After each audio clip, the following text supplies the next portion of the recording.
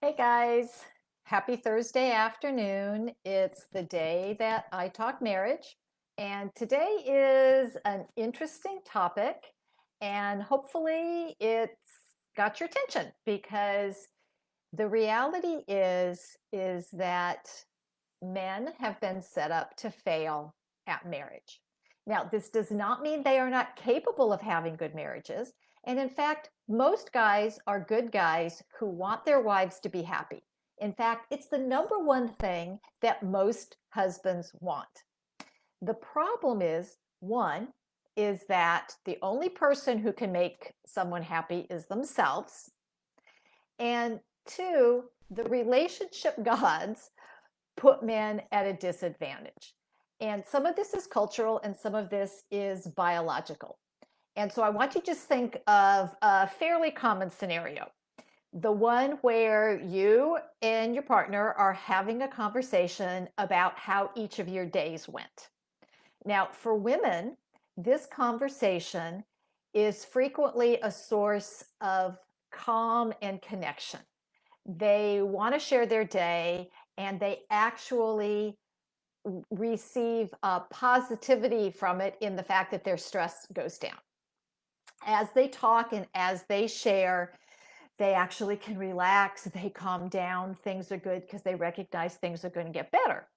Their stress levels actually go down. But the same thing doesn't happen for men. When men talk about their day, they do not get the same stress reduction. In fact, quite frequently, their stress goes up because as they talk about their day, they focus on what's still left to be done, what they haven't resolved. And what happens is they feel stressed out because these problems that they're supposed to be solving are not yet solved. What happens is they actually feel like they're failing. And I don't think anybody likes to feel that they're failing, but for men, it's really hard because a lot of men's self-worth comes from feeling competent. And when they recognize that they haven't accomplished everything that they were supposed to have accomplished, they don't feel well.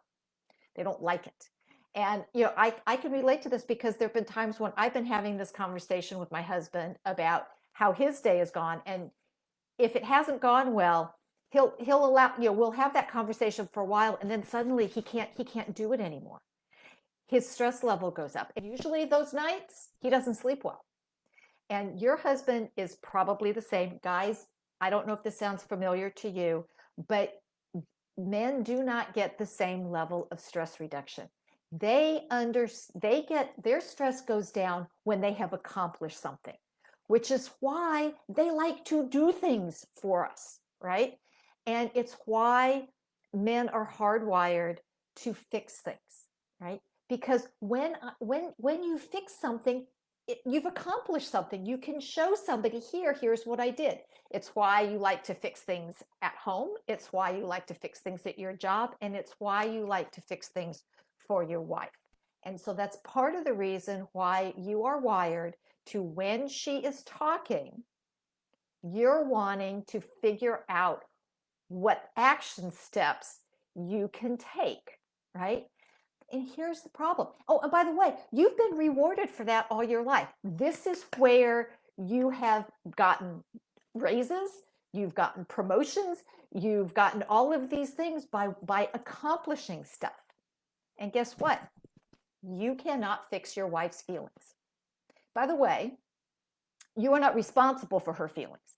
She is 100% responsible for her own feelings. Now, you can add or detract from that, but ultimately, she's the one who chooses what she's going to pay attention to, how she's going to feel. And I'm telling you guys right now, do not take ownership of your wife's feelings.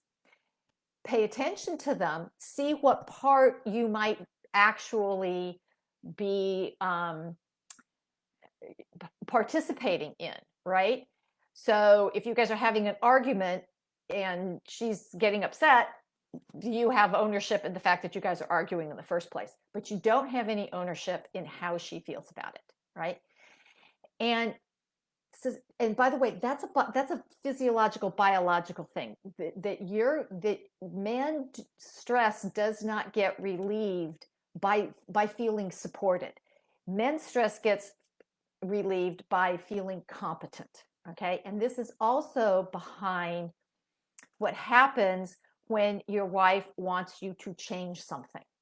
Okay, now, how she approaches it is critical because most of the time, what you guys hear is that you are wrong, that you are incompetent, and that you are incapable. And oh, by the way, a lot of television shows and stuff in society talks about how incompetent men are, that they need a competent wife to show them how to do things. And quite frankly, that's insulting. Okay, it's insulting to most of the men I know. And so that's part of the cultural aspect. And there's another part of the cultural aspect that there's now a request for guys to share, feel, and relate. Not things a lot of men have a lot of practice doing. And guess what? If competence makes you guys feel good and you're now being asked to do things that you don't feel very competent doing, here's what happens. You don't do them, right? Because who's going to set themselves up for criticism and failure? Not anybody I know, right? And so there's expectation, but there isn't any training. Now, and by the way, most guys have some level of relational skills, all right? But what is being asked of them or is to do it the woman's way. And by the way, that's never going to happen. And that's okay. It doesn't have to happen. It's perfectly fine for you to be relational in your own way. The trick is knowing how to be relational. And what we have in society is this idea that women have it all together, that women understand relationships. Well, quite frankly, anywhere from 60 to 90% of divorces are being instigated by women. And the 90% is for high educated college women. Those are the ones who are doing it, right? So if they actually know how to have good relationships, then there wouldn't be that many divorces. So this idea that women know how to do this is not true. And that's another way that men are set up to fail, because it's like, oh, the women know everything. No, actually, they don't. They are more in touch with their own feelings. They tend to be better in terms of relational skills. Not great, just better, right? And this is what's going on. So we've got this whole idea, happy wife, happy life, right? Her happiness is the only happiness that matters. And that's a bunch of crap, right? Both of you guys have to be okay with what's going on. Now, because men are doers, they try to show their love and their commitment through their actions. And women like words. Okay? And the thing is, it's not an either or, it's a both and. Learning how to do it both ways so that you each feel connected, right? And yes, we all have masculine and feminine qualities within us.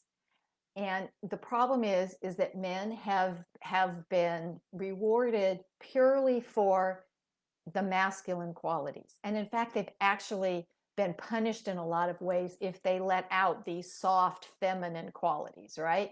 Now, luckily, that's changing. It's not changing fast enough. And again, it's not an either or, it's both and. So the idea that I want to get across to you guys is that, one, all of these skills are learnable, which is the good news.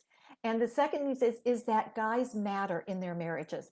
How they feel about things, how they interpret things matters. It can't all be one-sided, all right?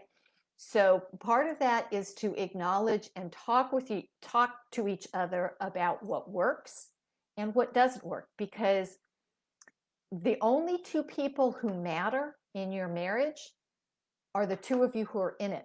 But here's the thing, both of you matter. Okay, so hopefully that was helpful. Let me know. I'd love to know your comments. I'd love to know what concerns you guys have, how you don't feel heard, how you do feel heard, how you feel supported. And I understand that men feel supported in a different way than women do, and that's fine. But I'm just really curious. So hopefully that was helpful. And until next week, stay loving.